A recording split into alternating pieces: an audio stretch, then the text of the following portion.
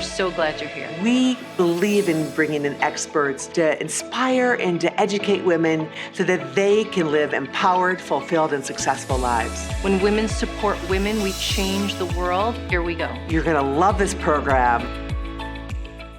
So who are we talking to today on The Recharge? Yes, so our guest ascended to really important leadership roles at a very early age. She's an incredibly vibrant, accomplished, and strategic leader and has been for over 20 years in nonprofit and philanthropic communities, especially focused on the social impact sector. Our guest is Julie Hoffmann, founder and CEO of JH Philanthropy. Welcome, Julie. Thank you so much. It's so nice to see you both. Great to see you. You know, just a little bit about, I just wanted to share a little more about you, Julie, that your career has really been shaped by a drive to help philanthropists, entrepreneurs, and business leaders identify and execute on their philanthropic priorities, and to really help promising social impact organizations build in two key ways: to be self-sufficient organizations to sustain their mission, and to scale to augment their impact, which I love. Both of those are so important. Thank you for the work that you're doing, and thanks for being here to talk with us today. Thank you for the invitation. It's so great to be here and to get to share the message and support the great work that you both have done. Awesome. Well, I know we've been fortunate to have you on a panel of Career with a Purpose, with women leaders, and it was just a great way to get to know you more. And here we are today. So, as I had shared with you before, that our theme for 2022 is designing and living your brilliant life. And so, we'd like to start with your journey. You know, you've had this pretty really interesting to me. And Nancy and I were talking about this, your career journey. You know, a lot of people make their mark in corporate and then it's time to do good and go into the nonprofit world. But you started your work in nonprofit, really doing purposeful work. So I'm just interested to know what inspired you to start there.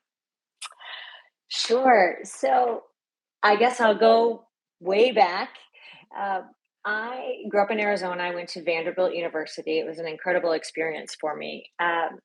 But my sophomore year, I participated in what was called Alternative Spring Break, which is like a week of service. And many times when you apply to Alternative Spring Break, you apply to different locations around the country and some even international. I happened to apply for and be accepted to a women's studies group, working with my women's studies professor actually in Nashville. That week, I often say, just changed my life. The reason being is that Vanderbilt is a wonderful school and it's changed a lot, but it was quite a bubble, right? But we were working just 3 to 5 miles from the school with women who had been in and out of prison really because of prostitution charges.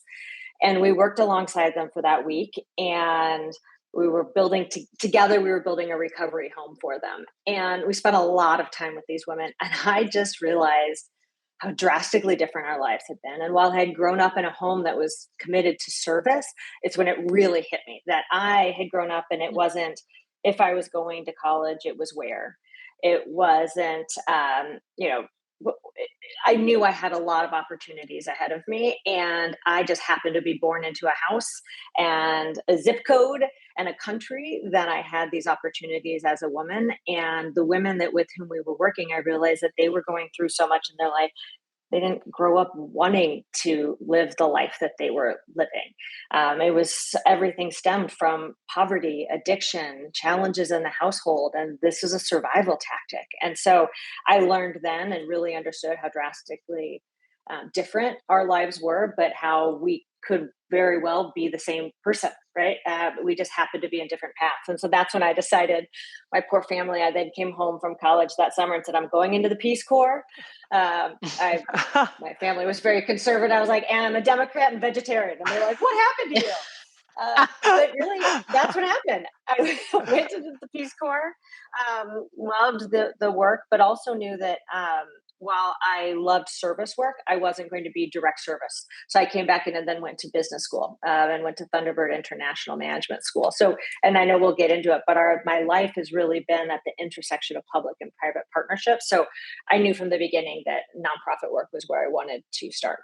So the Peace Corps must have really inspired you to push the boundaries to be more of who you are, and because of the exposure that you had to such a different culture and way of life, and inspired you to be more of who you are and to serve the greater good. How did that again inspire you to push the boundaries to be more of who you are today?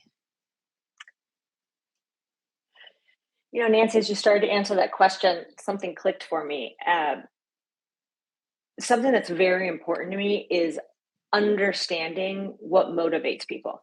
And as Mm. we get into my work later within philanthropy, that's so important to really understand that intrinsic motivation, both what people are comfortable sharing and what they're not. And one of the tenets of the Peace Corps, and this was actually a unique experience for us because we were the first Peace Corps group to come back into Peru after having been kicked out 10 years before from a military dictatorship. So it was not the experience where you come in and here's the Peace Corps house and project, and this is what you do. We were like the first gringa to come into the village and say, here I am, Wow. I'm here to live with you and work with you for 2 years. And they're like, wait, did you bring money? I'm like, no, just me. So, but in that experience, you it's very humbling, number one. Mm. Number two, your goal there is to work with and learn from the people in community, see what you might be able to add and support with, and bring in outside resources. Let's be real, I'm a year out of college. What did I know? And so it's so much of it is about working together to understand the mutual goals and move forward together. That's really driven me in all of my work. That's really interesting. I mean, especially given, as you had said, you were so young, to take that leap of faith in yourself, and really step out of your comfort zone. I mean, I think about courage, and what an incredible opportunity and experience at that age. Yeah, I also think that mature vision of realizing the power from business school of what you could contribute to the nonprofit sector and really to evolve the mindset. And you've done that in some really big ways, including being a CEO of a venture philanthropy fund. Why don't you talk a little more about that intersection? Sure. So when I started my career, I started working at an organization called CARA that was workforce development. I started on the nonprofit side. And I think that's really important, particularly in the work that I do today, because again, to the point of understanding who are you serving, I spent 6.5 incredible years learning from other incredible leaders about the nonprofit space, about how to manage team, how to really step into my own. Honestly, that's where I learned that I could show up even as my authentic self in the workplace, uh, and love all aspects of my work and my life together there. Uh, then as I moved into other leadership roles and then eventually stepped over into the grant making side where actually giving grants to the nonprofits, I'm always talking to my clients now about how can we be nonprofit centered in our philanthropy. So while philanthropy is personal and we have our own goals and social impact goals, personal and professional goals for philanthropy, we also need to remember that we can't achieve those without identifying, investing in, and partnering with the nonprofit leaders that are doing that great work. So for me, that's again the seek first to understand, and how do we sometimes as philanthropists we can come in and think we've got we know it all because we've been successful in other aspects of our work of our life. But how do we take what we know but also humble ourselves and learn what the others are doing so that we can work together for the strongest impact? Yeah, how do you really encourage those philanthropists to have the courage to really step forward in a bigger way to make a bigger impact? I would think once you can make that connection, you can create such excitement for them, for the organization. It's such a win for everyone. This is something I've learned as our business has evolved. When I first started, I thought, okay, I'm just going to work with great people and help them achieve their impact, right? Then knowing myself, I also know that I have to know where we're going. What's the impact we're having on the community? And as our business grew, as demand grew, and frankly, as I became more confident as a leader in the space, we started to center our work on this nonprofit centered philanthropy. And so what that means is that when we engage with a client, this is what we start with. We talk about best practices. We talk about what's important to us as representatives of them in the community and how they can best show up as donors. And so we talk about the learning cycle. We talk about where you can start and be invested in direct impact type work. And then along the way, then we start to move into systems change. So we are going to learn about and partner with organizations, figure out what's happening in the communities in which we want to have an impact, who's doing great work, and where are the gaps, and where can we bring then our unique perspective, financial capital, social capital, and other resources to bear to help bridge a gap. So it's bringing more of a systems level thinking. But you can't do that without first understanding the communities. And so often this is an area where people come in and say, I've been reading about it in the newspaper and I think I have it all figured out. And so for us, we take them on that journey of here's how we're going to get started and we're going to learn. And then together we're going to decide where we can jump in and have the strongest impact. Yeah, that's great. It's interesting because a lot of the work that you do is obviously generational and will impact not just people Yes. in the moment, but for Mm. generations to come. I admire that because there's so much need in all communities right now. So, just kind of shifting gears right now. Um, how do Sure. you, in terms of your support, how do you help others, especially women, to have the courage to be more who they are and to step into their own power and live a fulfilled life? So I'll first speak about the client work and then in the other aspects of my work, because this is one of my favorite things about the work that I get to do. When I first started, the reality of my work, because I was working with first generation philanthropists, so most folks that Mm. had sold a business and come into money, was mostly men, right? Given the people that I knew in this space. And so as I'm sitting down to talk with them about their philanthropy, it was very important to me that we're bringing in the spouse, especially if it's a male female spouse couple, then how are we both being represented in this space? And that we are not just, if you've been the main decision maker or money driver, if this is actually about family philanthropy, who's going to be a part of this? And how are we both represented individually and collectively in this work? And one of my greatest joys has been working with women in my work. And now it's actually the scales are tipping. One thing I really wanted to do as we built this business was to bring on more female clients.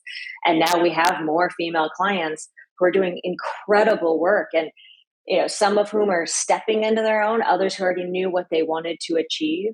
But I often serve as a coach. Once we can figure out the mechanics and the logistics, then it's really about how can they step into their power as a leader and feel comfortable owning that space and stepping into that. So to me, that's one of my greatest joys with my work. I'd Uh, say for you asked about just how do we support other women.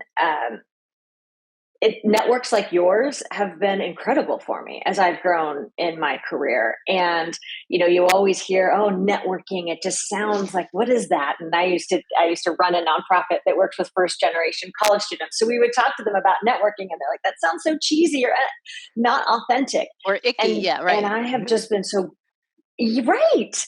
Yeah. And now I look back and my network is one of my greatest joys, and working with the two of you, tapping into talents and lessons and learning, whether it's about my career, whether it's about my family and helping to figure out the right school for my daughter, right? We all learn, and I wouldn't be where I am if it weren't for a great network of people. So I try to be a good representative in that network also. Yeah, pay it forward, right? Mm-hmm. And so you've had such great impact and successes early on, a lot of fulfillment. What have been some of your biggest challenges along the way? Ooh, biggest challenges. I I can lean all in when it comes to business. And years ago, went on a retreat, and it was supposed to be about professional women, tapping into their feminine energy or something. And if you had said just the feminine energy to me part, I'd be like, yeah, no, okay, like I can't do that. But because it was for professional women, I felt comfortable saying this is something I'm going to do, right? And in that, during that week, I really realized where I could be type A. I can jump right in. I can lead. I can know how to build a business, take risks in my career, and learn how to, and I lead. I lead with confidence. One of the challenges sometimes is then stepping back and maybe the softer side of slowing down and prioritizing my own self, my family, and finding balance for all of that. The full Julie, and not just the Mhm. worker bee Julie. So I would say that's definitely been a challenge for me, and something I'm continuing to work on. Oh, yeah, I would join the group. And I even, know. I continue to struggle with that. How has been launching your business? Any challenges with being an Oh, sure. entrepreneur?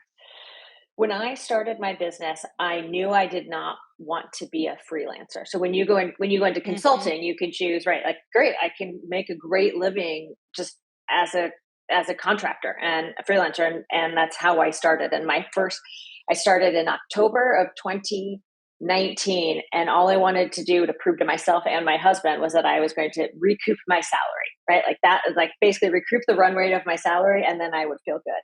But I knew starting this that I'm not an individual player. I like building teams. I like working with people. I want to build a company that women in particular want to come work at, because they know they're going to learn a lot. They're going to push themselves. They're going to work really hard, and but also be the best part of themselves and be able to be the full human. So that now, as I'm in year 3, one of my challenges is, okay, where do we go in terms of depth or breadth with our clients? How do we continue to build this? We just hired our second employee, so we're now a business of 3 plus a number of contractors and partners. And so navigating that in terms of both building the business while also making sure we're providing optimal service for our clients. Um, and I'll say for me, I can just jump in and want to do it all. And my name is on the company, so Mhm. I'm going to make sure we're providing the utmost quality. I also need to then make sure I'm creating time to train the team and bring them along so that they can also help to grow the business. That's great. Yeah. So it seems to me, Julie, that you found a number of your superpowers at a young age, social impact, service. So if you ran the world, what would be the first change you would Ooh, make?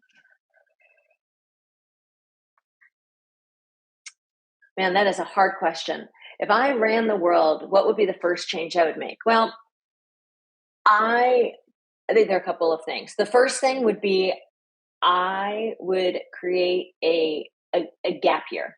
I think that everybody needs time before or after college to do something that is for their community, feel closer tied to whether their country, their their community. I think that whether it's service or giving back in some other way. My husband's German, so he had mandatory military for 2 years, and obviously I did the Peace Corps. But I think that it's really important that we have time to reflect upon where we want our life to go before we jump into anything. I also have a friend who did the gap year before college, which I definitely did not do and could very much benefit from of thinking about where do you want to go when you're 18 years old. But so many people will say to me, I wish I would have done the Peace Corps, or I wanted to, but then Then I got married. Then Hmm. I had debt. And then I had, I got Yeah, a fill in the job. blank.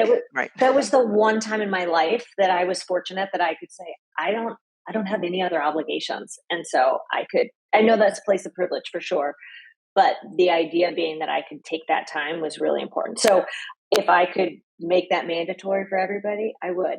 The second thing that I would love to do, and I tried to teach my daughter this, I wish we could all like just know that we're all like everyone walk around with a sign saying like what their biggest vulnerability is or what they're struggling with. Because so much when we all show up and come off as gruff or mean or we're being, not thinking clearly about somebody else, it's because we've got something else that we're dealing with. And so that's the personal side that I wish we could always remember that everyone's dealing with something inside. I love that. You also talked, when Nancy just mentioned superpower, right? And you had described in some of these assessments that you're a Mhm. maximizer and an individualist. So Yes. how does that impact your work and your ability to be effective for others? Sure. So I love strengths finders. There are a lot of different evaluation tools, or not evaluation, but strengths finders tools out there. I did strength finders a couple of times in my career, and what keeps coming up is that I'm a maximizer and an individualist. And really, what that means to me is that as a maximizer, I can take something from good to great. Um, I'm not the best at starting something from the ground up. If I am working with somebody or a project, and that's why I'm good at my work, is because I can work with philanthropists or employees or social enterprises that are doing great work already, have a vision, and then I can help to take that to the next level because I can understand what's motivating them. I can put a plan in place. We can activate our networks and we can have the discipline to move it forward. And then on the individualist side, it's figuring out what are everybody's individual talents that really they can bring to bear that help make us all uniquely successful in this work. Nice. Can you clarify? I know you work with Yes. philanthropists. Do you also consult for nonprofits to help them be more, to improve their presentation to attract philanthropists? Actually, most of my work is with philanthropists now. So I Okay. started in the nonprofit space. And now my work is all with donors as they're thinking about their social impact. Okay. Now, I will say we work with a giving circle, and the way we've Hmm. structured our giving is we do grants to nonprofits. They're 3-year, $300,000 grants. And then we'll work with them over the course of the 3 years. So we'll serve as a coach. So really when we do that, it's in service of actually the donors goals.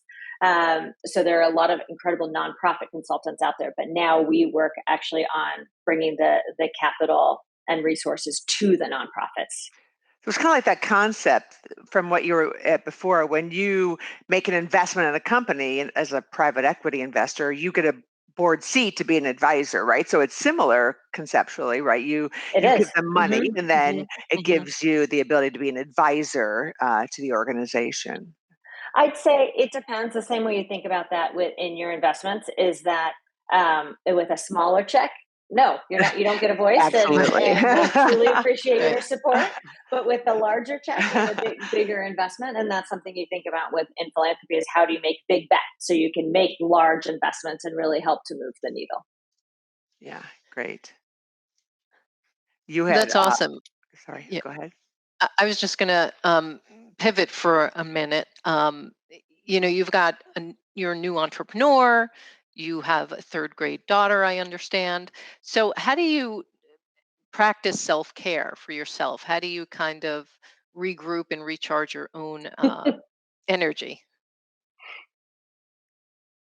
Well, it changes on the day, Right. but I will say on a typical time, I'm an early bird, so I get up at 4 or 5 in the morning to catch up on work. Very honestly, it's my quiet time. I'll exercise, I'll read, and have just some time to myself before the family all gets up and we have to get out the door. But exercise to me is actually really important. Years ago, I would run half marathons. Now my knees won't allow me to do that. But people laughed and asked, "What are you training for?" Like nothing. Like my mental and physical health. And so, also as a mom of a daughter, it's important to me that she sees exercise, right? And we talk about that this is so that we can be strong, right? So we can be healthy. I was like, because I want to still be able to pick you up. You're a third grader, and I want to be able to throw you around too and pick you up when you want to jump on my back and not just leave that to dad. And so I think that that's really important. And then, my daughter has the best laugh ever. And she's reminding me of just the value of just play, right? Going to the playground, putting the phone down, and just enjoying that time. And that is really hard for me as an entrepreneur because I could spend all my time doing this work and I love it. And there's always more we could be doing. And so I have to intentionally shut off and make sure I'm present in my other roles too, not just for my family, but also for myself. Yeah, absolutely. I think COVID has made that even harder for some people because we're all, we're living at home, we're working at home, more so than before. It's often Yes, 24/7, and it is 24/7. And, I was fortunate that the business grew during COVID, actually, because you could pack more into your day in a sense. Like you can Zoom instead of commute. And so my struggle is actually now as we're moving back into this hybrid world of managing in person versus, Zoom life. And I used to have a good routine pre COVID of going to the gym on my way home, and now the gym is at home, and I'm much more used to that. So just building new habits as we move into this next phase. Yeah, so Great true. point. We also like to talk a little bit about our guests' financial intentionality. So you've been so intentional about how you have crafted a successful career. Um, how has that skill of intentionality transferred over to building and managing your financial resources during your life? All right. Well, I'll be honest. That's been a harder muscle for me to work on. Uh, I now, as an entrepreneur, one of the most important things I knew from the beginning was to get my books in order, right? Like make sure I'm managing the business in a responsible way. And then I actually had to pull up and say, how am I supporting myself Mm. financially and my family, not just for the here and now, but for the future. And the reality is, early on when I was at Kara and I had our boss there, okay, you just invest in the 401k, like that's what you do because we're giving you money. And it was such a blessing because from the very beginning he almost made it a non-negotiable. Now we have the auto enrolls in many cases, but it was like, this is just what you do. But the reality is, then I moved into the startup world. So even as we were building the first venture philanthropy fund here in Chicago, I was running another nonprofit. All of those were startups. So that stuff comes last. And Yeah. Yeah. so we're playing catch up right now, something with both my husband and I really, really talking a lot more about and having to get comfortable, which is weird because I am comfortable. I'm in my professional life, I'm so comfortable with these hard conversations and give me a tough conversation and I'm like, bring it on, I can do it. And when you're talking about finances, I hear you too in my head sometimes. I'm thinking, okay, if I were having this conversation with Barbara and Nancy, what would they say? Right. And it makes me put my big girl pants on and have these conversations because it's not always easy. So I'll say I'm, baby steps here, but we are, when you have a family, it makes it a little bit more important. Well, it does, but also it's a great resource. It builds such a trusting relationship. You can hold each other Hmm. accountable. I mean, you're Hmm. building a shared vision of your future life. And so, what does that look like? How do we want to show up for our daughter, for ourselves as a couple, for our Yes. community? And then how do we support one another along that journey? So, and that underlying element is your finances in so many ways, and ironically you're helping people that have been I financially know. successful Right. make this Right. impact, right? It is the irony and something I think that we don't talk about. And I have learned from my clients who have been incredibly generous with me in terms of sharing their stories of how they've built their businesses and built their wealth, because I'm just so fortunate to work with incredible people. But one of my clients was talking to the family team and saying, look, you're not necessarily going to build wealth just from salaries. And here are other ways that you start to think about your investments and board opportunities and different things. And even, again, given I have such a focus on first generation college students and how hard it is to break out of a structure that you've been born into. And so you just think, but I just need to get a good job. And I remember the first time I got a 6-figure salary and I thought, I've made it, right? And then you start to realize, okay, there's so much more to be thinking about holistically, but people, oftentimes you don't tell that. We didn't know that in my family growing up. And so I've learned from these other folks who've been very strategic in their own financial lives also. Yeah. And also I think about, Barbara and I are such advocates and always encourage, any couple to have transparent and candid conversations about their finances and wealth. And I think about the other impact that has is it normalizes that narrative and that conversation and that topic for your daughter, Mm, so that right. she learns at an Such a great early point. age talking about money is good. It's important. It's not, crass or anything like that. And so many, I think, of us carry money stories, and that it's a taboo topic. So it's great that you and your husband talk about it. Yeah, and we'll send you a link to our video on Oh, how to good. talk to your kids about money. Oh, I love that. Yeah, Thank you. yeah. I think that's so important because a couple of things. One, in the world of like on demand, right? She like run just the other day. I ran out of bubble bath. Can you order me some more? And when is it coming in 2 days? Because she's used to Amazon, right? And so, like more than ever, like money grows on trees in that sense, Right. right? Like Yeah. it Right. just you don't even see the transaction. So it's something we talk about. But then you'll appreciate this. Um, she will describe my work as she works in schools and in the community, helps to give money to people. So then she'll ask my husband, do you help give money to people too? He's like, no. He's a supply chain consultant, so no, we actually are saving money. It's a lot different, but her view of the world is very different in terms of those finances. I love it. That's great. So we always like to ask Julie, what's next? So as we wrap up the conversation, so what's next for you? Oh, Nancy, I wish I knew. I am so excited about this next phase of everything, I would say. For our business, as we move into this next phase of bringing on our second and third employee, we're really looking at how do we create the greatest value for our clients and where do we want to grow in our business. And something that's really important to me is that it's not just a kind of philanthropic advising firm, but we are living our values. And how are we giving back into the community? Where are we taking a stance on where we think that we can best leverage philanthropy? We're doing trainings now on how do you engage future generations, the next generation of philanthropists in your giving.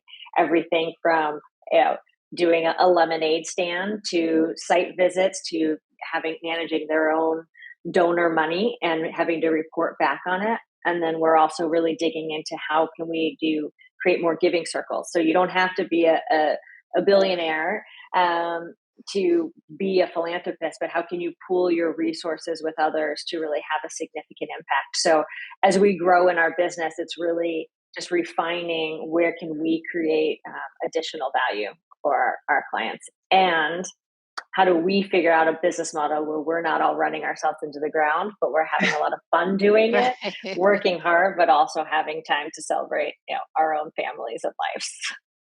That's great.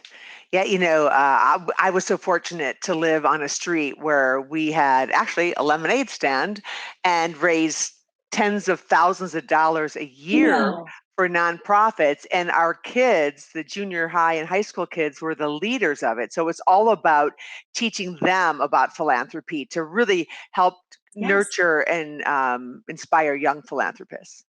Mhm. It really is, especially because so many of our clients are first gen. And so they didn't grow up with money. And now their kids are living such a different life than they did. Yeah. And they're torn because of course, you want to show them these great aspects of your life, but you also want them to understand the responsibility that comes with Right. that, Right. and how we can give back from an early age. Absolutely. Well, thank you for helping to create more of that awareness and energy and all the great work that you're doing. We're so glad that you're within our circle.